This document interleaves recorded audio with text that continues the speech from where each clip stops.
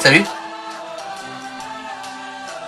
Tu t'es déjà demandé ce qu'un mec comme moi pouvait faire pour essayer de changer le monde depuis sa chambre?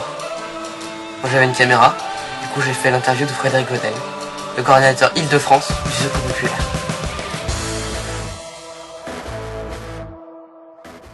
Le Secours Populaire Français est une association dont l'objectif majeur est la lutte contre l'exclusion, avec une intervention à plusieurs degrés. À court terme, ça va être une aide d'urgence qui va être l'aide alimentaire ou l'aide vestimentaire, une orientation vers l'accès au logement, à l'hébergement. Dans un second temps, à moyen terme, ça va être une aide sur qu'on va qualifier d'éducation populaire. Donc c'est très large, ça va être l'accès aux loisirs, donc c'est l'accès aux vacances, l'accès au sport, l'accès à la culture. Et ensuite, il y a tout un tas d'activités qui sont possibles de développer au Secours Populaire pour le développement de la personne dans sa cellule familiale, avec ses enfants, pour les seniors. On touche tous les publics de toute religion, toute opinion philosophique, de toute nationalité, sans condition du tout d'accueil. Au niveau de la solidarité internationale, les projets en cours au Secours Populaire Île-de-France sont un projet de reconstruction d'écoles dans le sud d'Haïti, dans la zone de Côte de Fer.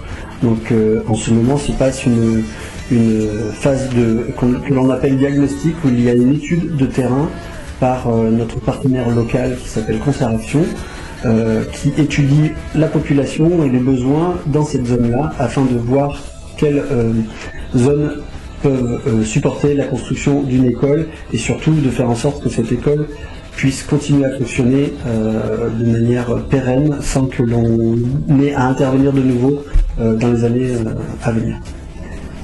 Le Secours Populaire au niveau international agit dans plus de 60 pays, avec toujours des partenaires locaux. Ce ne sont pas des personnes du Secours Populaire que l'on envoie de France dans ces pays. On intervient avec des associations sur place que l'on connaît parfois depuis des décennies, comme en Haïti, par exemple, ou comme en Thaïlande après le tsunami. On va intervenir soit à la suite de catastrophes naturelles, mais aussi dans des zones de crise, avec des zones de guerre auprès des réfugiés, comme c'est le cas aujourd'hui auprès des réfugiés syriens, directement sur le terrain dans les pays frontaliers de la Syrie.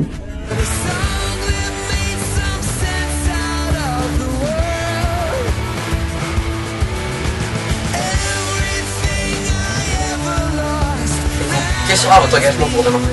Rendez-vous au salon des solidarités les 19, 20 et 21 mai 2016. On compte sur vous.